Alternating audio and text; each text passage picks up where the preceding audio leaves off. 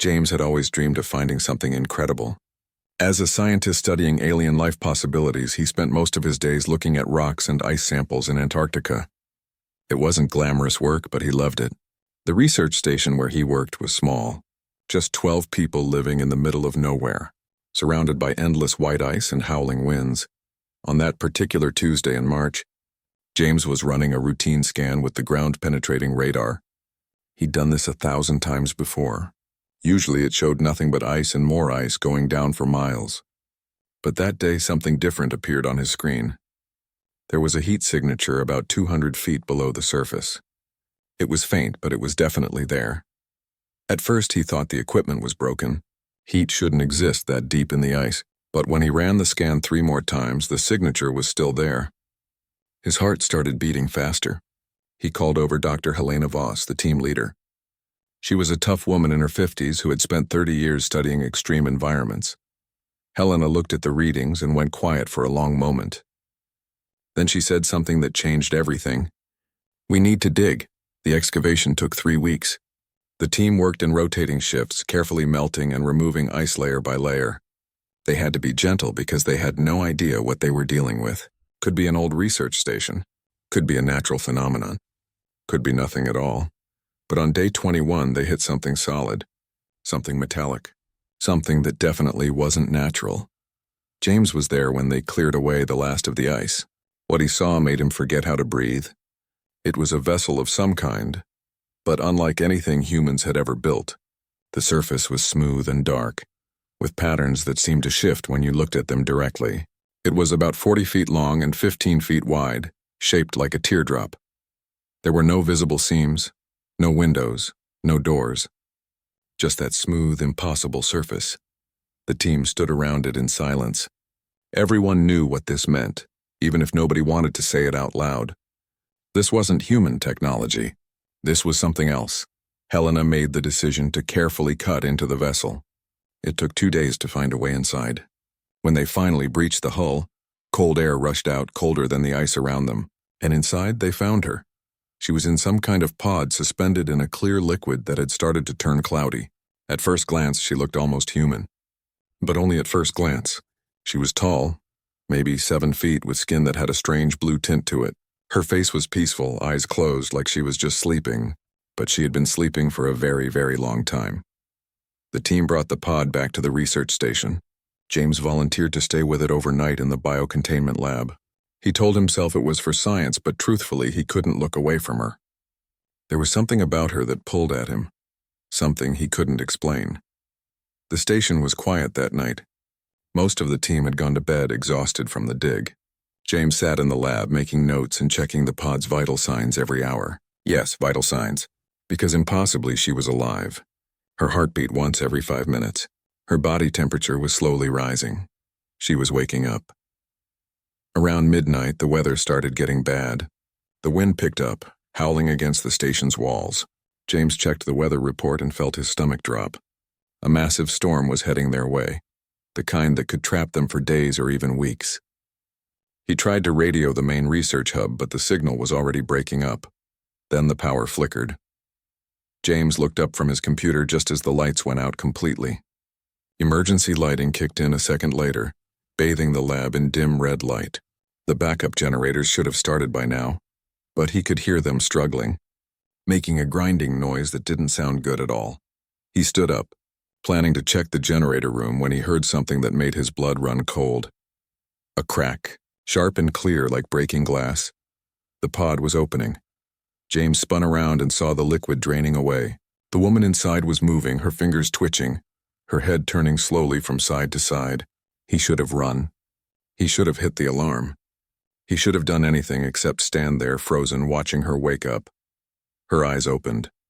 They were dark, so dark they seemed to absorb the light around them. But there was something in those eyes. Intelligence, awareness, and something else. Something that made James's heart skip a beat. Recognition. She looked right at him, and in that moment James felt something shift in the air between them. It was like a thread had been tied from her to him. Invisible but undeniable. He couldn't move, couldn't think, couldn't do anything but stare back at her. She sat up slowly, the remaining liquid sliding off her skin. That's when James noticed her skin wasn't just blue. It was glowing. Faint at first, but getting brighter. The glow pulsed in rhythm with her heartbeat, shifting from deep blue to purple to something almost pink. She was beautiful, terrifying, completely alien, and she was looking at him like she knew him. James found his voice, though it came out as barely a whisper. "Can you understand me?" She tilted her head, studying him. Then she opened her mouth and made a sound. It wasn't words, not in any language James knew. It was musical, like singing and speaking at the same time. The sound made his head feel strange, like his brain was trying to translate something it had no reference for. She tried again, and this time James caught something in the sound. A pattern, a meaning. She was trying to communicate. He held up his hands, showing he meant no harm. "It's okay. You're safe. I'm James. I'm a scientist. We found you in the ice." She watched his hands, his face, his lips as he spoke. Then she did something that surprised him. She held up her own hands, mimicking his gesture. She pointed at herself and made another sound. It was clear she was telling him her name, or at least what she wanted to be called. James listened carefully. The closest he could get in English was Lyra. He said it out loud, pointing at her. "Lyra?" Her face changed. If he didn't know better, he'd say she smiled. It wasn't quite a human smile, but the meaning was clear enough. Yes, that would work. Then her expression changed again, becoming urgent. She stood up from the pod and James took a step back. She was tall, even taller than he'd thought. She looked around the lab, at the walls, at the equipment, at the door. Her skin started glowing brighter and James realized she was getting warmer. He could feel the heat radiating off her from 6 feet away. Something was wrong. Lyra moved toward him, not threatening but purposeful. She reached out one hand and James saw her fingers were longer than human fingers, more delicate. She pointed at herself, then at him, then made a gesture that seemed to encompass both of them together. Her eyes locked onto his again, and this time James felt that invisible thread between them pull tight. His head filled with images that weren't his own. A planet with 2 suns, a city made of light, a ship launching into space, ice, darkness, sleep, and then him. She was showing him memories, somehow putting them directly into his mind. The last image was the clearest. It was her waking up, and the first thing she saw was his face. Lyra made another sound, urgent and desperate. Her skin was glowing so bright now it hurt to look at directly. The heat coming off her was intense. She was trying to tell him something important, something vital. And then James understood, though he didn't know how. She had chosen him. Not consciously, but biologically. Something about waking up in his presence had triggered something in her. And if he didn't help her, if they didn't complete whatever process had started, she would die. The power failed completely at that exact moment, plunging them into darkness except for Lyra's glow. The storm howled outside. The radio was dead. The team was trapped in other parts of the facility behind emergency-sealed blast doors. James and Lyra were completely alone. The emergency lighting came back on after a few seconds, but it was weak. Just enough to see by. James could hear the storm outside getting worse, wind screaming against the station's walls like a living thing trying to get in. He tried the door to the lab, but it wouldn't budge. The emergency lockdown had sealed them in. Lyra was pacing now, moving around the small space like a caged animal. Her glow kept getting brighter, then dimmer, then brighter again. James could see she was in distress. Her breathing was fast and shallow, and the temperature in the room was climbing steadily. The thermometer on the wall read 85 degrees and rising. He had to do something. He couldn't just watch her suffer. James moved slowly to the desk and grabbed a tablet.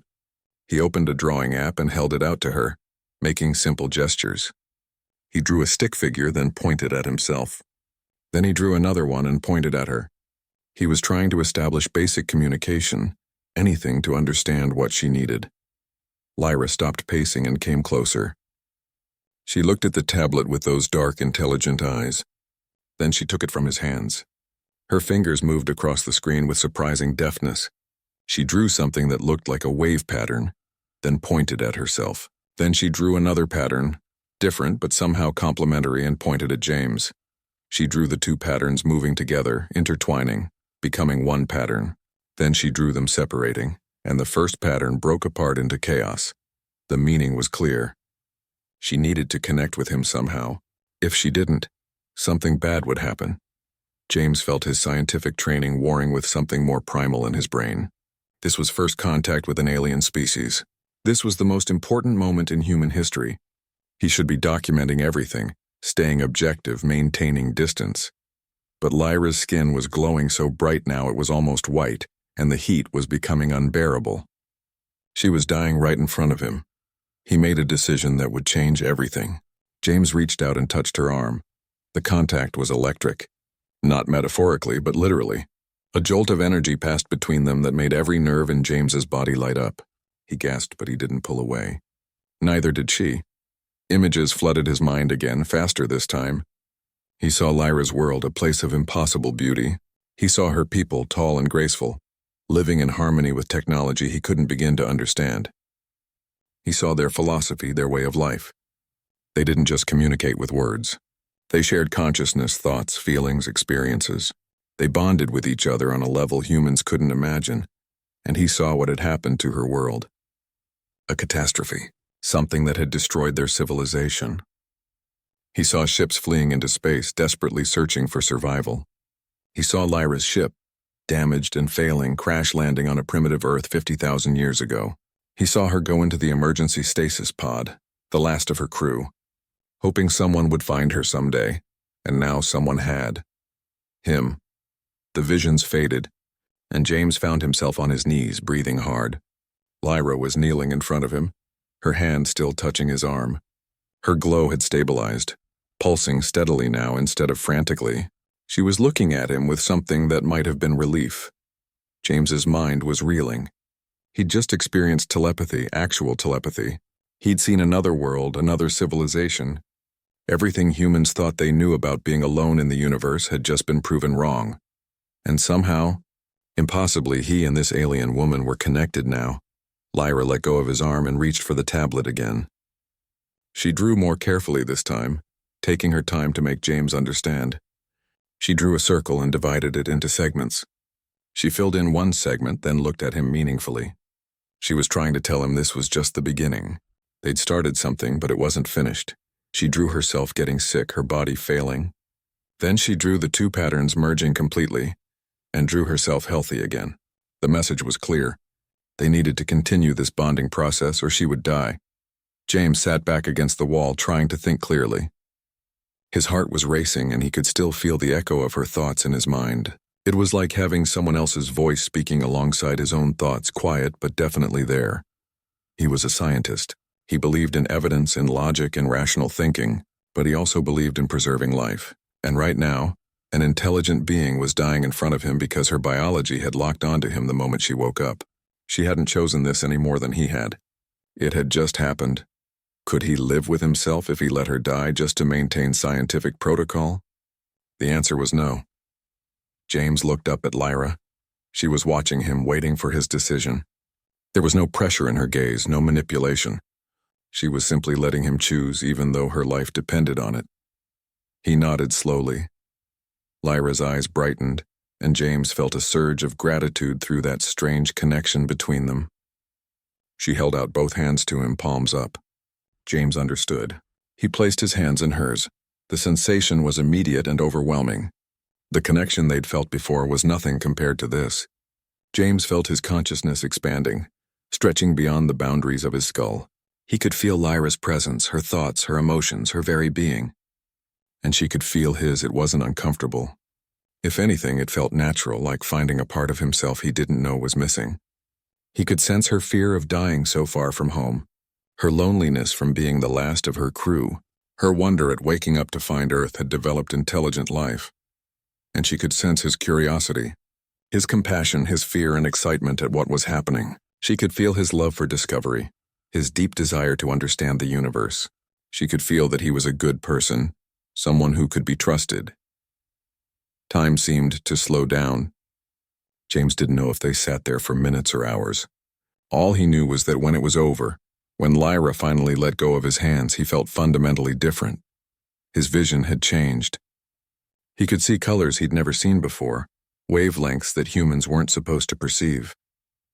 The dim red emergency lighting now showed him a whole spectrum of light. He could see heat signatures, could see the energy flowing through the electrical systems in the walls. His hearing had changed too. He could hear the individual snowflakes hitting the station's roof.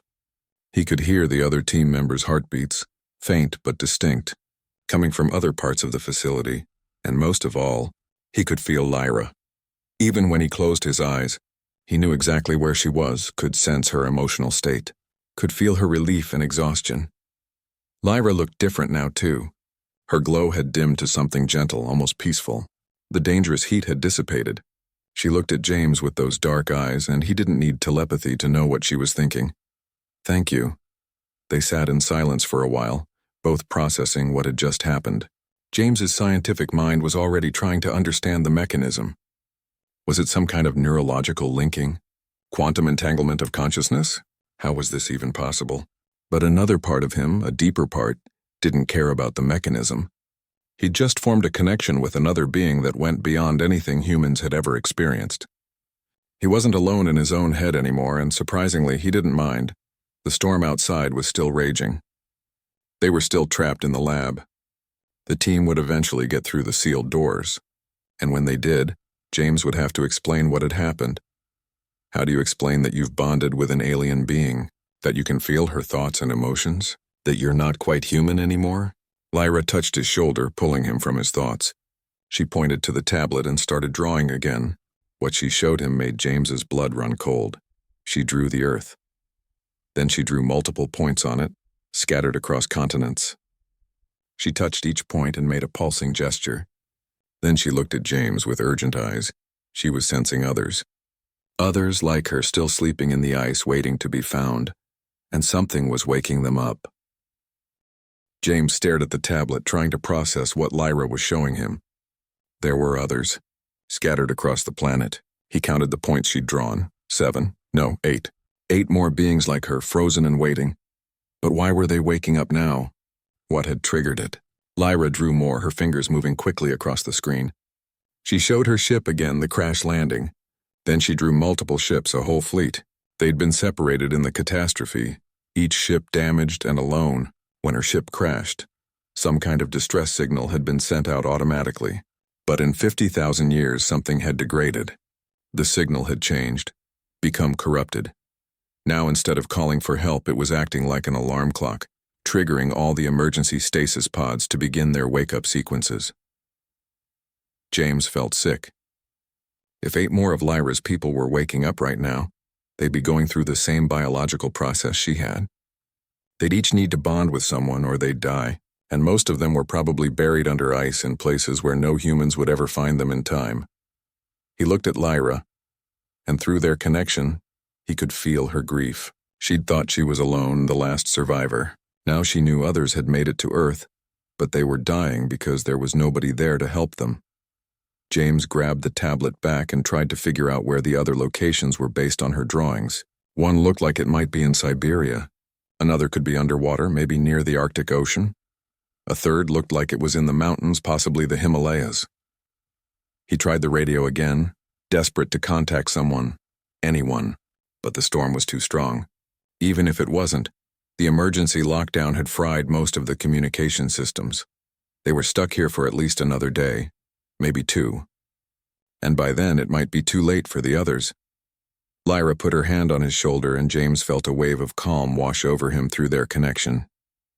She wasn't trying to manipulate his emotions, just sharing her own acceptance. Her people had known the risks when they fled their dying world. Some would survive, some wouldn't. That was the nature of survival. But James wasn't ready to accept that. He'd spent his whole life searching for proof of alien life, and now that he'd found it, he wasn't going to watch it die out without trying to help.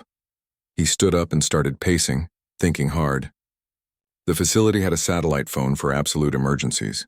It was in Dr. Voss's office, which was on the other side of the sealed blast door. But there might be another way. The ventilation system connected all parts of the station. The shafts were narrow, but James was thin enough.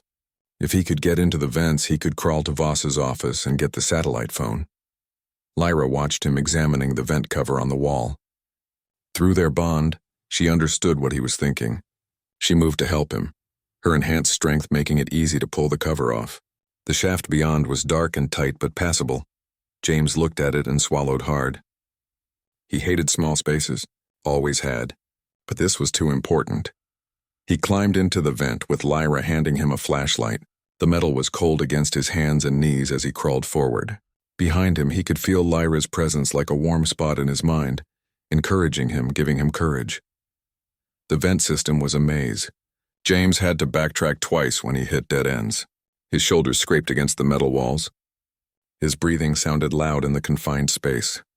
But he kept going, focused on the goal. It took him almost an hour to reach Voss's office. When he finally looked down through the vent cover and saw her desk below, he felt a surge of relief. He kicked the cover loose and dropped down into the room. The satellite phone was in a locked drawer, but James knew where Voss kept the key. She'd shown him once, saying, "Just in case I'm not around and there's an emergency." This definitely qualified as an emergency. He got the phone and tried to boot it up. Come on. The battery was low but functional.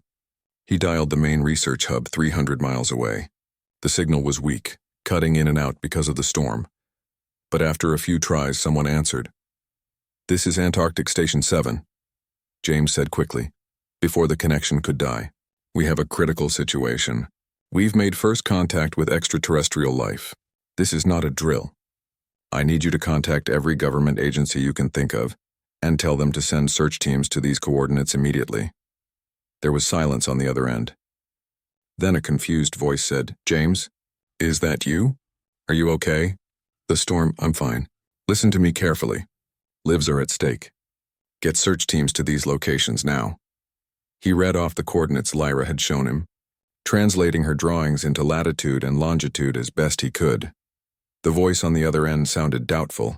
Probably thought he was suffering from isolation madness. But James kept talking, kept insisting, kept explaining. He told them about the vessel in the ice, about Lyra, about the biological bonding process. He knew how crazy it sounded, but he didn't care.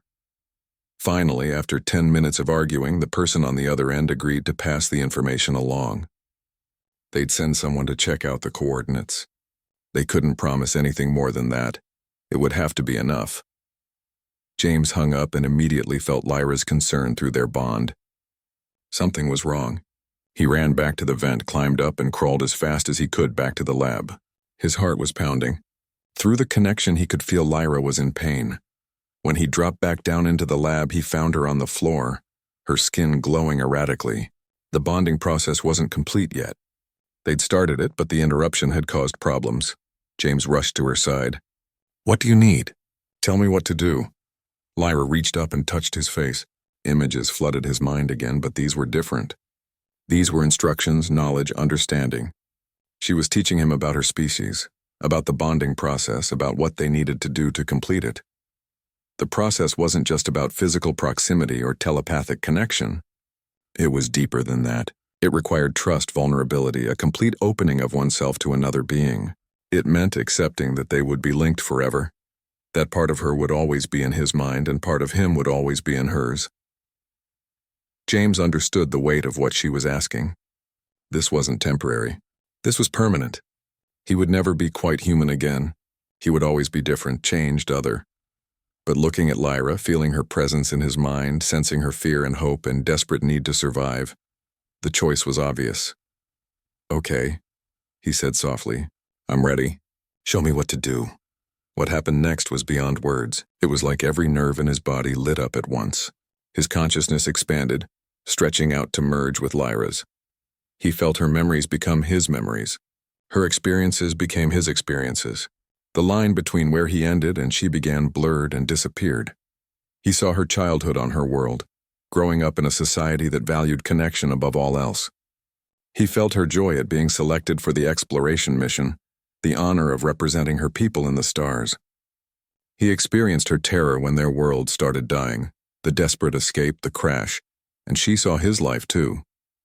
His childhood fascination with the stars, his years of study and research, his loneliness, spending so much time in remote places searching for something he'd never been sure existed. His wonder and joy at finally finding proof that humans weren't alone. When it was over, they were both changed. James could feel new knowledge in his head, concepts and ideas that hadn't been there before. He understood technology that humans hadn't invented yet. He could perceive dimensions of reality he'd never known existed. But more than that, he felt complete. The loneliness he'd carried his whole life, the sense that something was missing, was gone. Lyra was there, a constant presence, and somehow it felt right. They sat together in the quiet lab, neither of them speaking, both adjusting to their new reality. The storm outside was finally starting to die down. Dawn would come soon, and with it, the rest of the team would breach the sealed doors. James would have to explain everything. He would have to face the consequences of what he'd done, but he wasn't afraid. Not anymore. Through their bond, Lyra squeezed his hand. They would face whatever came next together. The blast doors unsealed at dawn with a grinding metallic sound that echoed through the facility. James heard boots rushing down the corridor, heard voices calling his name. He and Lyra stood together in the center of the lab, waiting. Dr. Voss was the first through the door, followed by 3 other team members. They stopped dead when they saw Lyra, their eyes going wide with shock. One of them, a young geologist named Tim, actually stumbled backward. "James?" Voss's voice was careful, controlled. "Are you all right? Is she?" "She's alive," James said simply. "Her name is Lyra. She's from a world that doesn't exist anymore. And before you ask, yes, I can prove everything I'm about to tell you." Over the next hour, James explained everything. He showed them the recorded data from the pod, the readings from when Lyra woke up. He showed them his own vital signs, the changes that had occurred in his body. His heart rate was slower now, more efficient. His body temperature had dropped by 2 degrees. His brain activity showed patterns that shouldn't be possible. Voss listened to everything with her scientist's mind, asking questions, cross-referencing data. But James could see the fear in her eyes too. Fear of the unknown, fear of what this meant for humanity, maybe fear of what James had become. Tim was less subtle. "You let it touch you? Are you insane? What if it's dangerous? What if it's infectious?" "She," James corrected firmly. "Not it, she, and I'm standing right here completely fine. Better than fine, actually." Lyra had stayed quiet through all of this, but now she picked up the tablet and started drawing. She showed them the same things she'd shown James, the locations of the others, the urgent need to find them before they died. Voss looked at the drawings for a long time. Then she made a decision that probably saved her career and possibly saved the world from making a terrible mistake. "I'm calling this in to the International Research Committee. But James, you need to understand something. Once I make this call, people are going to come here. Government people. Military people. They're going to want to study her. They're going to want to study you, and they might not be gentle about it." "I know," James said quietly. "But if we don't tell them, 8 more people like Lyra are going to die alone in the ice. I can't let that happen." The calls were made. Within 6 hours, helicopters appeared on the horizon. James watched them land through the lab window, his stomach tight with anxiety. Lyra stood beside him, and through their bond he could feel her fear. She'd seen what happened when civilizations met for the first time. It didn't always end well. The people who came off those helicopters were exactly what James had expected.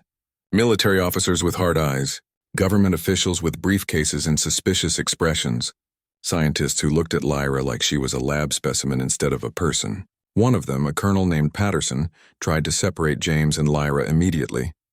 "We need to quarantine the alien. Run tests. Make sure it's not a biological threat." James said again, his voice harder this time. "And you're not separating us. The bonding process we went through is permanent. If you separate us by more than a few hundred feet, we'll both experience severe physiological distress." Patterson's expression suggested he thought James was making this up. But when they tried to move Lyra to a different room, both she and James collapsed within minutes, their heart rates spiking dangerously. They had to bring them back together. Through it all, Voss fought for them. She argued that James was the most valuable resource they had, the only human who could communicate fully with Lyra. She insisted that treating them poorly would be not just morally wrong, but strategically stupid. If humanity wanted to learn from Lyra's people, they needed to show respect. It helped that James had already called in the coordinates. Search teams were already mobilizing to those locations. If they found more of Lyra's people, they'd need James's help to communicate with them. The government people realized reluctantly that they needed James cooperative, not traumatized.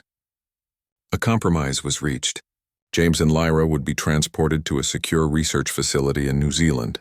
They would cooperate with researchers and provide information about Lyra's species and technology.